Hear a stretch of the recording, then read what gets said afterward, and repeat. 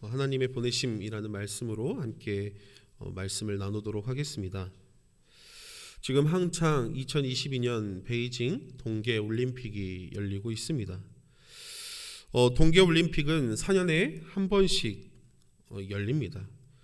사실은 2년에 한 번씩 이 올림픽이 열리긴 하는데 우리에게 찾아오지만 하계, 동계, 여름, 겨울 번갈아 가면서 2년에 한 번씩 찾아오기 때문에 동계올림픽은 우리가 4년에 한 번씩 볼 수 있는 스포츠입니다.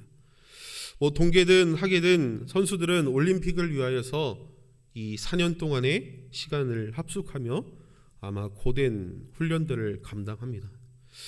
프로팀에도 소속되어 있어서 열심히 자신의 커리어를 위해서 이런 것들을 쌓는 일들도 하지만 대한민국을 대표하여서 자기 나라를 대표하여서 스포츠 정신으로 정정당당하게 자신의 4년간의 노력을 평가받고 그 고된 훈련들을 함께 펼쳐나가는 그 무대가 이 올림픽이라는 무대입니다. 다른 여러 시합들도 다른 여러 대회들도 이러한 정신을 가지고 참여해야겠지만 이 올림픽이라는 이 상징적인 이 대회의 이 스포츠 정신, 이 페어플레이, 정정당당한 이런 모습들이 더욱더 이 선수들에게 요구되는 경기가 이 올림픽이라는 아주 무거운 무대입니다. 그래서 더 손에 땀을 쥐고 이 경기들을 응원하는 것 같습니다. 그런데 올림픽이 시작한 지 얼마 되지 않았는데 선수들의 노력과 기량으로 평가받는 것이 아니라 아주 이상한 결과들이 나왔다라는 뉴스들이 우리가 많은 신문과 뉴스들을 통해서 접하고 있습니다. 제가 할 수 있는 동계 스포츠라는 것은 놀이공원에서 논썰매 타는 정도, 제가 이렇게 스포츠를 많이 하진 않아서 동계 스포츠는 특히 저와는 거리가 먼 이야기여서 그게 잘못된 판단인지 세계적인 대회 룰이 어떻게 되는지 제가 잘 모르겠지만 정말 그러한 뉴스들을 보면서 너무나도 안타까웠습니다. 젊은 선수들이 자신의 인생에 이 4년이라는 시간을 갈아 넣었는데 정말 이런 올림픽이라는 이 큰 무대에서 이런 끔찍한 결과를 받았다니 정말 너무나도 가슴 아픈 일이었습니다. 제가 올림픽 규칙과 심판들 이러한 것들을 알지 못해서 제가 뭐라고 이야기하기 참 어렵지만 국제사회에서 자신들의 위상과 실력으로 안 되니까 이 메달을 욕심내는 그 행위들, 진짜 피땀 흘리고 정직하게 운동한 많은 나라들, 많은 젊은이들이 1등을 했는데도 실격하는 그 일들을 벌어지면 정말 아닌가 안타깝다라는 생각들 뿐입니다. 이렇게 권력과 욕심을 붙잡으며 지금 당장 그 선수들은, 그 나라는 금메달을 딸 수 있을 것입니다. 하지만 그 선수는 세계적인 선수가 되지 못할 것입니다. 또 다시 편파 판정이 그 선수가 다른 대회에 나갈지라도 그 편파 판정이 이루어질지라도 시합을 나갈 때마다 계속 이어질 수도 있을 것입니다. 그러나 제가 장담할 수 있는 사실은 그 선수는 세계 최고라는 칭호는 얻지 못할 것입니다. 우리나라 선수, 또 헝가리 선수, 일본 선수, 미국 선수들 많은 선수들이 메달을 따진 못하였지만 그 경기를 본 우리들은 저 실격한 저 선수가 세계 최고의 기량을 갖고 있는 선수다라고 모두 한마음으로 입모아서 이야기하고 있습니다. 서두에 굳이 이 베이징 동계올림픽에 대해서 이야기한 이유는 화가 나서도 있지만 정말 안타까운 마음에 화가 나서도 있지만 사실 교회의 역사를 보면은 이렇게 잘못된 생각, 잘못된 욕심 때문에 교회가 굉장히 폭력적으로 다가왔던, 세상을 향해서 폭력적인 시기가 있었기 때문이었습니다. 17세기 후반에서 20세기 초에 제국주의, 이 한 국가가 무력으로 다른 국가들을 제압하며 지배하는 이 제국주의 체제가 유럽으로부터 시작되었습니다. 교회적으로 봤을 때는 사실 이 기간, 이 17세기 기간, 17세기 후반에서 20세기 초반의 이 이 일들에서는 신학적으로 아주 중요한 일들이 일어났습니다. 교회적으로 봤을 때는 유럽의 17세기 종교개혁이 일어났고요. 그리스도의 실천과 삶이 강조된 경건주의가 이 시기에 일어났습니다. 오직 진리를 위해서 투쟁하던 청교도 운동이 17세기, 18세기를 거쳐서 유럽의 신학운동이 크게 벌어진 때가 이 시기였습니다. 18세기에는 미국으로 이 청교도들이 이동하면서 대각성 운동이 이 미국 전역에서 일어났습니다. 웨슬리 신앙이 미국 땅으로 넘어가면서 부흥운동이 그곳에서 자리 잡았고, 그 부흥운동에 참여한 많은 사람들이 여름 성경학교에서 그 하나님의 말씀을 듣고 정말 회개한 많은 사람들이 돌아서는 그러한 엄청난 부흥의 운동이 일어났습니다. 그래서 지금까지 미국에서 가장 큰 교단이 무엇이냐라고 하면은 이 웨슬리가 창시한 감리교가 가장 크다고 이야기할 정도로 이 시기에 많은 신학적인 교회적인 성장이 일어났습니다. 웨슬리의 이 신앙에서 중요한 신앙이 우리 안에 이 하나님의 은혜가 우리 안에 머무는 것이 아니라 우리의 밖으로 분출되어야 한다고, 사회적인 실천과 참여가 일어나야 된다라는 아주 중요한 교리가 있습니다. 이 교리가 좀 어려운 말로 그리스도인의 완전이라는 교리인데, 하나님의 은혜가 분출되어서 정말 우리가 사회적으로 참여하고 사회적으로 복음을 전하는 그러한 일들을 쉬지 말아야 된다라는 그 운동이 이 미국 땅에서 이 17세기 후반에서 20세기 초반에 이 신학이 자리 잡게 되었습니다. 그 신학을 배운 많은 젊은이들이 다시 또 신학교에 들어가서 목사가 되었고, 그 목사님들이 우리 한국 땅에 들어와서 우리가 이렇게 지금 기독교를 또 교회들이 이 땅에 정착하게 된 것입니다. 신학적으로는 정말 황금기를 갖게 되었습니다. 제가 이 17세기에서 20세기 이 시기를 이렇게 짧게 요약하는 것도 말도 안 되는 상황인데, 이 시기는 정말 신학적으로 황금기를 걸었고 정말 교회의 성장을 이루는 아주 멋진 이야기들이 나온 시기였습니다. 이때 나온 신학들이 지금에도 이어지고 있고, 정말 이때 정립한 이 신학들이 지금도 그 신학들을 이어가며 그것을 발전해가며 이 신학들이 더욱더 발전하는 것을 볼 수가 있습니다.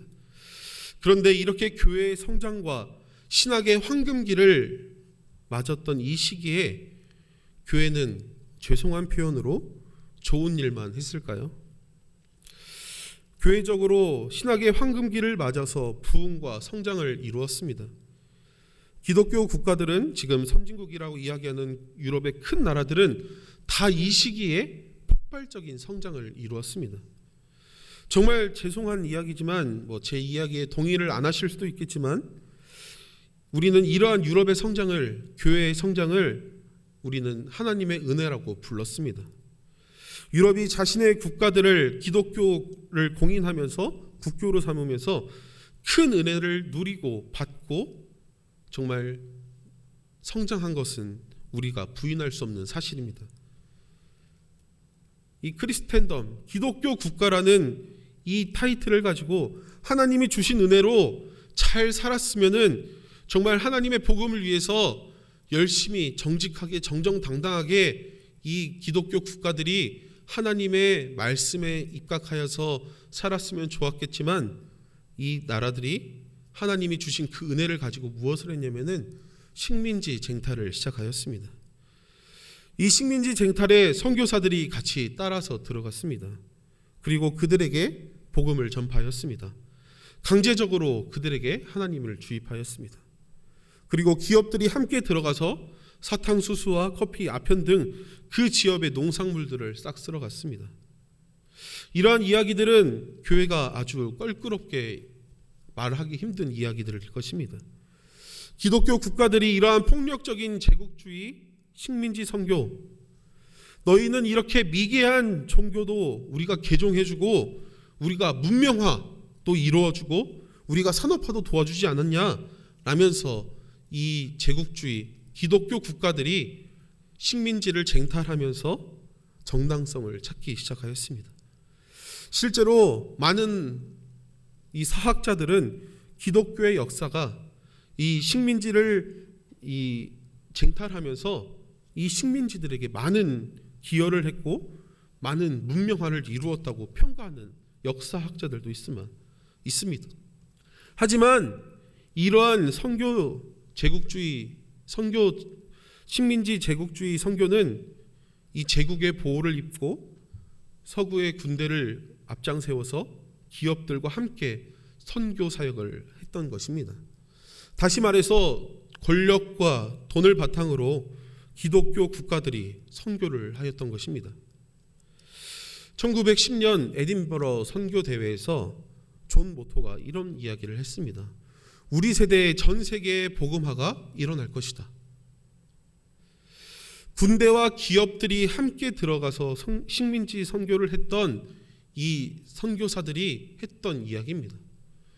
우리가 생각하기에는 어떻게 군대와 이 기업들이 함께 들어가서 식민지를 쟁탈하면서 이야기하고 복음을 전했는데 어떻게 우리 세대의 전 세계의 복음화를 이뤄낼 거라는 이 당당한 포부를 밟힐 수 있을까라고 이야기할 수도 있겠지만 당시 이 서구 선교사들은 이러한 이야기들을 이상하게 여기지 않았다라는 것입니다. 더 나아가서 이렇게 믿지 않는 사람들에게 복음을 전하고 문명화를 지키고 산업화를 시켜서 잘 살게 하는 이 식민지를 여기는 것, 이것이 바로 예수 잘 믿는 것이라고 그들에게 가르쳤다는 것입니다. 그런데 영원할 것 같았던 이 제국주의가 이 기독교 국가들이 몰락하게 됩니다. 이 서구 크리스텐덤 이 기독교 국가들이 두 번에 걸친 이 세계 전쟁을 통하여서 몰락을 하게 됩니다.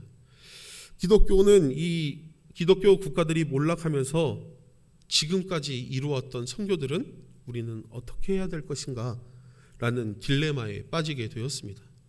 기독교 국가가 움직이면서 군대와 기업들이 돈을 대고 권력으로 선교했을 때는 선교사들이 너무나도 손쉽게 복음을 전했습니다. 권력과 돈을 힘입어서 전했다고 치더라도 이 선교사들이 열심히 선교를 하면서 쉽게 선교를 하였습니다.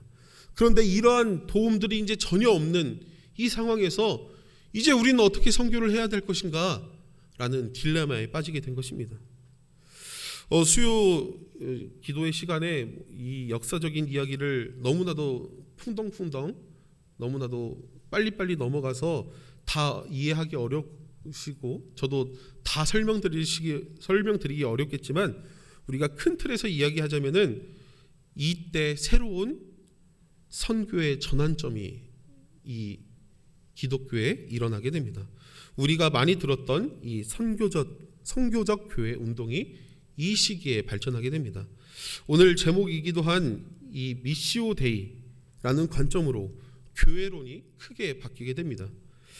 미시오 데이는 어려운 말이 아닙니다. 제가 주보에도 적었듯이 하나님의 부르심, 하나님의 선교라고 우리는 해석할 수 있습니다. 쉽게 설명하면은 기존의 교회들은 하나님께서 피로 사신 교회에게 하나님께서 임무를 주셔서 우리가 세계 선교를 했다고 믿었던 것입니다.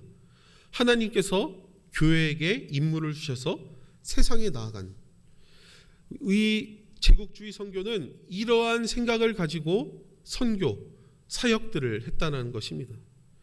그래서 하나님이 나에게 사명을 부여해 줬기 때문에 우리가 군대를 데리고 들어가든 기업을 데리고 들어가든 하나님이 주신 우리는 임무만 완수하면 된다라는 생각들이 있었습니다. 선교는 그래서 교회가 어떠한 영토를 차지하고 늘려가는가 이러한 초점에만 있었다는 것입니다. 그러나 세계 교회협의회, 에큐메니칼 이 선교회 또 여러 선교 대회들을 통하여서 이 미시오 데이 선교적 교회를 채택하면서 하나님, 세상, 교회라는 도식을 만들게 됩니다. 이게 뭐 말장난 같은 소리냐라고 하실 수도 있겠지만 하나님께서 세상을 향해 펼치신 이 구원의 운동이 선교라고 보신 겁니다. 하나님께서 세상을 향한 구원의 운동, 이것이 선교입니다. 세상 속에서 교회가 그 안에 있는 것입니다. 교회는 세상을 향한 하나님의 선교의 부르심에 응답하는 존재가 이 교회라는 존재입니다. 사실 교회가 없어도 하나님과 세상, 이 안에서 하나님의 선교가 이루어질 수 있다라는 것입니다. 그렇다면 교회는 어떠한 존재인가? 그럼 교회는 없어도 되는가? 교회는 세상에 참여하는 그런 정말 작은 존재인가? 라는 그러한 의미로 생각이 드실 수도 있을 것입니다. 선교의 주체는, 복음을 전파하는 주체는 우리 이 교회가 아니라는 것입니다. 하나님이 역사하시는 것, 그것이 바로 하나님의 사역, 하나님의 선교라는 것입니다. 주일에 우리가 함께 온라인 목장 모임으로 함께 줌이라는 프로그램을 통해서 모이고 있습니다. 이번 주에 정말 저는 참 감동적인 이야기들을 많이 들었던 것 같습니다. 집사님, 권사님들께서 이 코로나19 때문에 지금 전도를 하지 못하는 것에 대해서 참 가슴 아프다라는 이야기를 하시면서 이 복음의 열정에 대해서 이야기하시면서 정말 제가 듣고만 있는데도 정말 감동이 되었습니다. 밖에 나가서 휴지를 나눠주는 것 진짜 어려운 일인데 참 그 열정이 정말 코로나 때문에 못하고 있다고 하는 그 말 한마디가 정말 부러웠습니다. 그런데 무작정 휴지를 나눠준다고 사람들이 다 교회에 올까요? 저같이 못된 사람은 휴지 나눠주면은 그냥 무시하고 지나갑니다. 그냥 무시하고 지나가고, 이런 사람은 그래도 괜찮은 건데 받고 꼭 버리는 사람들도 있습니다. 그럴 때 내가 못나서, 내가 말주변이 없어서, 전도 휴지가 너무 작아서 사람들이 안 오나? 라는 생각을 할 수도 있을 것입니다. 우리는 아직도 하나님, 교회, 세상이라는 도식에 갇혀서 내가 조금 부족해서 전도를 못하나? 내가 조금 부족해서 복음이 전파되지 않나? 라고 생각하는 것입니다. 깔뱅의 5대 강령 중에 성도의 견인이라는 것이 있습니다. 우리는 죄인이어서 하나님을 항상 떠나는 존재가 우리의 존재라는 것입니다. 하지만 하나님 사랑 안에서는 절대 떠나지 못하게 하신다는 그 일이 있습니다. 그것이 바로 무엇이냐면은 하나님께서 우리가 떠나려고 하면은 가서 붙잡으시고 견인하신다라는 것입니다. 그것이 바로 하나님의 은혜라는 것이 이 깔뱅이 이야기입니다. 벌코프도 하나님의 은혜의 상태에 들어간 사람은 하나님께 떨어지고 싶어도 떨어질 수가 없다라고 이야기를 합니다. 한마디로 선교는, 교회 사역은 하나님께서 견인하신다라는 것입니다. 우리는 그 부르심에 응답하면 되고, 우리가 지치지 않게 하나님께서는 항상 우리를 견인하고 인도하시는 것입니다. 우리는 이러한 하나님의 사역, 하나님의 선교를 잘 이해해야 할 것이 있습니다.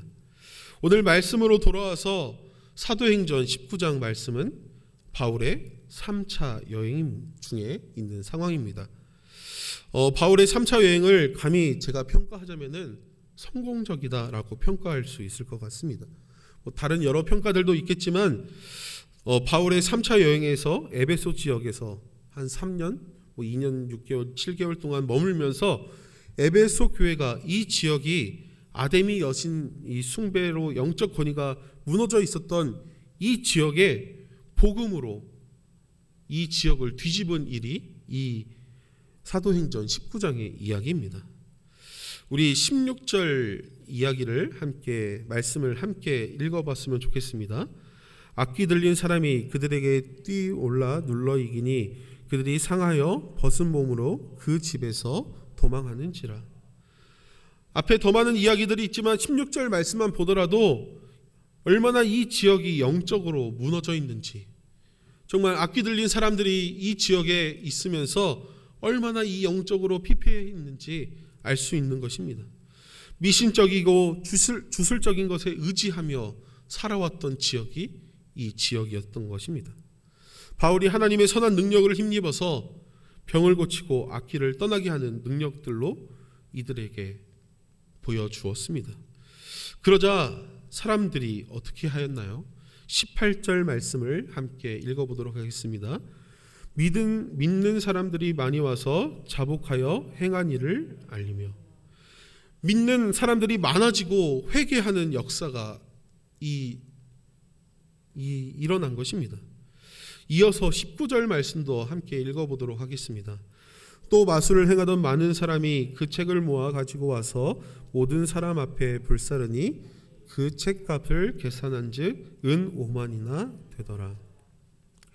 이 사람들이 말로만 끝난 것이 아니라 자신이 믿고 의지하였던 이 주술책들, 이 마술책들을 모아서 모든 사람들 앞에서 불사르는 정말 기적 같은 일이 일어났습니다. 그 가격이 은 5만 정도 된다고 성경은 이야기합니다. 여기서 은 5만이 5만 키로인지 5만 돈인지 잘은 모르겠지만 은을 계산하는 단위가 돈으로 계산하니까 5만 돈. 지금 은 시세가 한 3천 원 정도 된다고 합니다.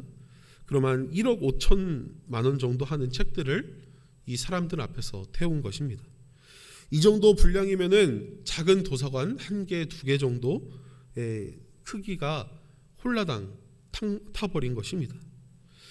바울의 3차 여행은 이 정도면은 대성공이 아니겠습니까?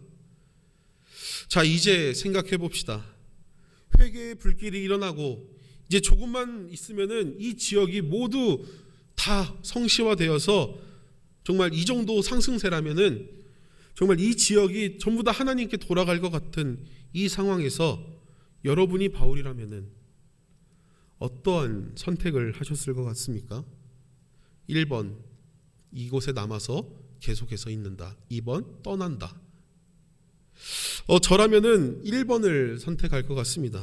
이곳에 남아 있어서 이렇게 잘 되고 있는 사역을 위주로 정말 누린다는 표현이 조금 그럴 수도 있겠지만 이 3차 여행까지 바울이 다니면서 얼마나 많이 걸었겠습니까?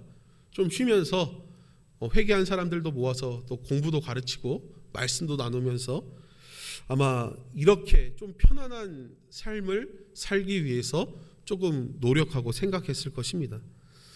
또 잘 되고 있는 이 에베소 교회를 더 훈련하면은 얼마나 더 멋진 교회가 되었을 것입니까?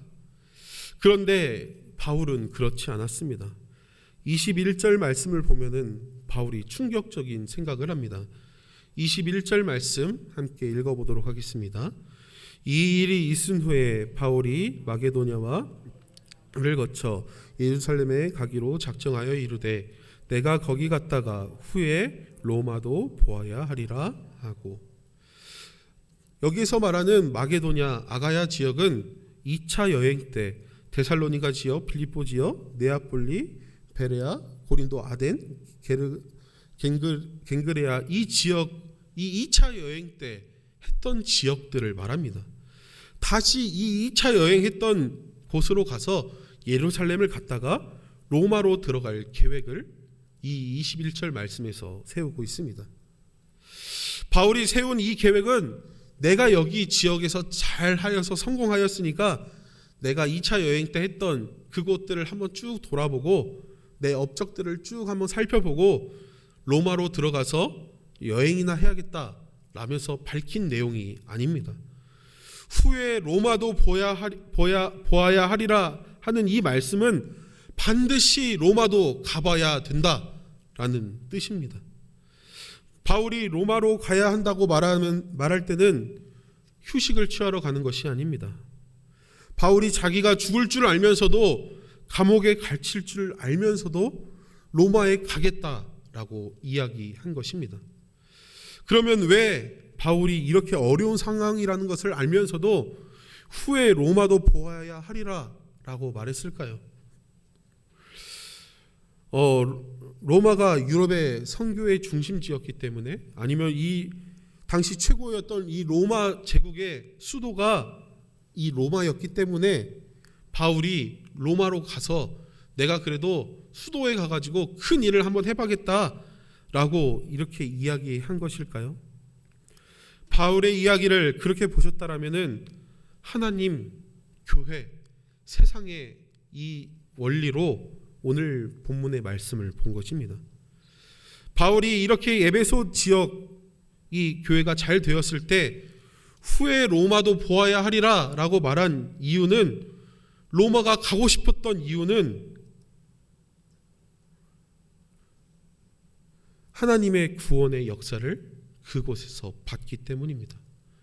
하나님이 로마로 보내셨기 때문입니다. 하나님의 선교의 역사를 이 바울이 보았기 때문입니다. 자신의 목숨을 부재하기 위해서 로마에는 아무도 복음을 전하고 있지 않았기 때문에 바울이 후에 로마도 보아야 하리라 라고 이야기하며 로마로 들어가기를 원했던 것입니다. 바울이 로마로 갈 때쯤에는 유럽은 거의 복음이 전파되지 않았습니다. 바울은 하나님의 선교를 보았었던 것입니다. 하나님께서 로마를 향해서, 이 세계를 향해서 구원하시는 역사를 이 바울이 보았기 때문에 감옥에 갇힐 줄도 알고 잘못하면은 죽을 수도 있다라는 것을 알매도 로마를 향한 뜨거운 마음이 이 바울에게 있었던 것입니다. 지금 우리 한국교회도, 우리 화곡중앙교회도 이러한 바울의 마음으로 하나 되어야 될 때입니다. 교회 건물이 어쩌고 성도 수가 어쩌고 불평하는 이 제국주의의 기독교 국가들이 자신의 욕심과 노력으로 하나님이 축복해 주셨기 때문에 우리 교회가 이렇게 든든해 라고 이야기하는 아주 수준 낮은 이야기로 우리가 이 신학을, 이 교회를 이야기하면 안 될 것입니다. 그렇다고 교회를 돌보지 말고 성도를 돌보지 말라라는 이야기가 아닙니다. 이 세상을 향하신 하나님의 이 구원의 역사, 우리가 참여할 수 있는, 우리 교회가 참여할 수 있는 일들을 우리가 찾아야 된다는 것입니다. 하나님께서는 계속해서 세상을 향해서 구원의 역사를 베푸시고 계십니다. 근데 우리 교회는 그 역사의 한 도구로서 하나님의 그 구원의 역사를 찾아야 된다라는 것입니다. 저희 교회가 코로나19를 시작하면서 여러 많은 사역들을, 또 사업들을 진행했습니다. 저희 본당에는 이 수은등과 등 전체를 교체하고, 또 양쪽 건물에는 태양광 에너지 사업을 하였고, 또 교회 방수 공사들을 다 마쳤습니다. 또 재직회에서 목사님께서 말씀하여서 나눈 이야기처럼 문화복합 공간을 추진하고 있으며, 또 주차장 개방 사역들을 또 준비하는 가운데 있습니다.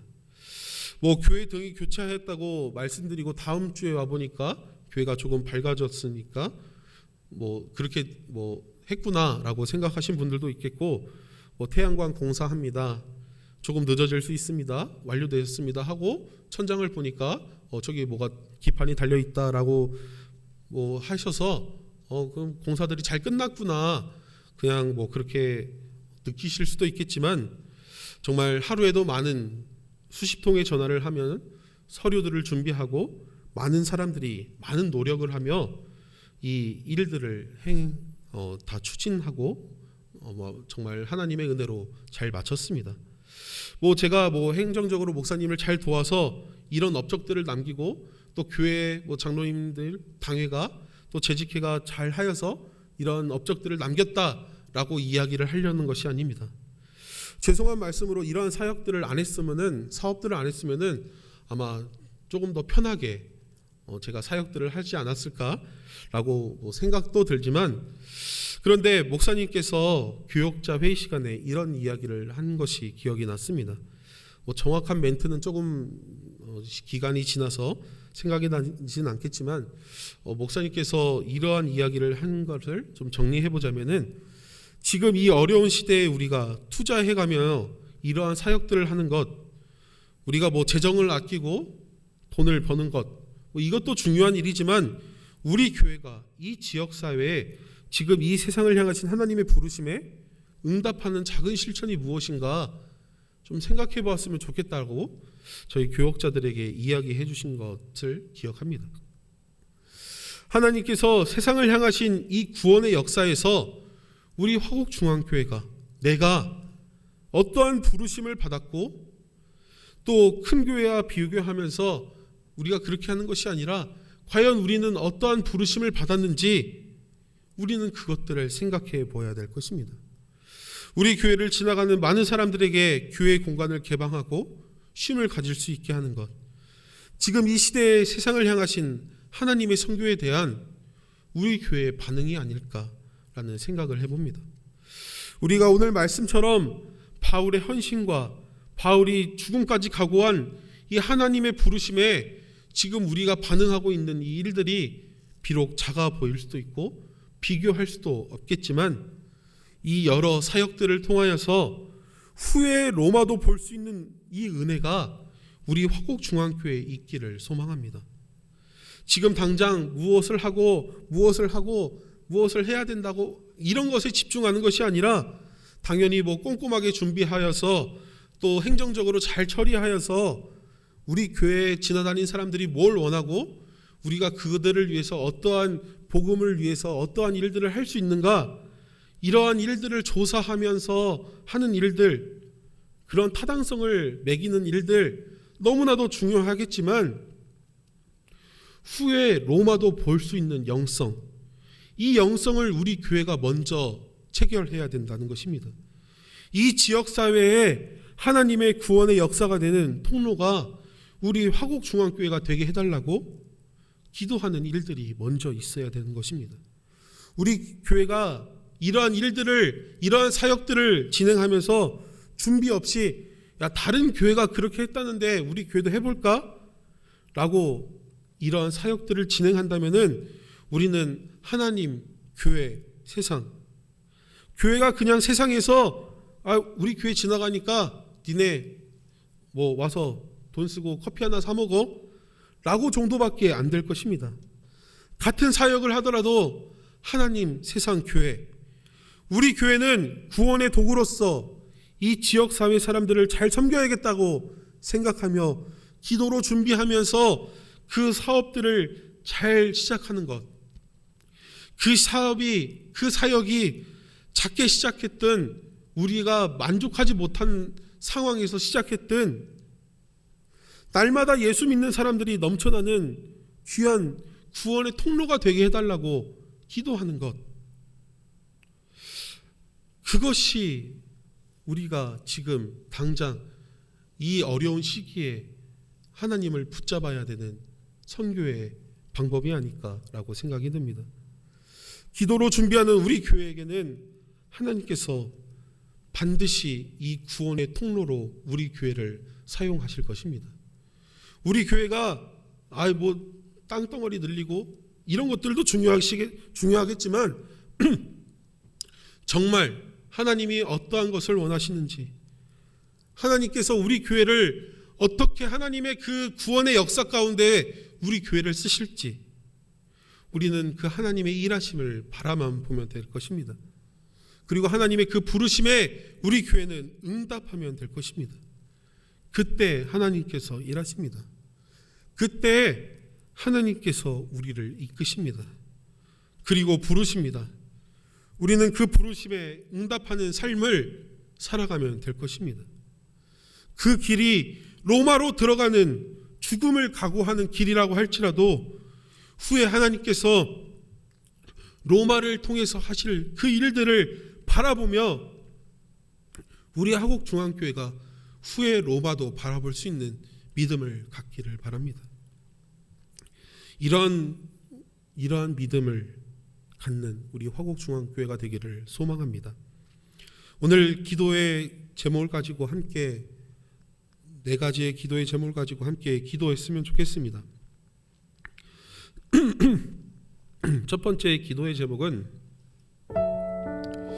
우리 화곡중앙교회가 구습, 하나님, 교회, 세상이라는 이 권력과 욕심을 버리고 하나님이 견인하는 그런 교회가 되게 해달라고 함께 기도해 주시기 바랍니다.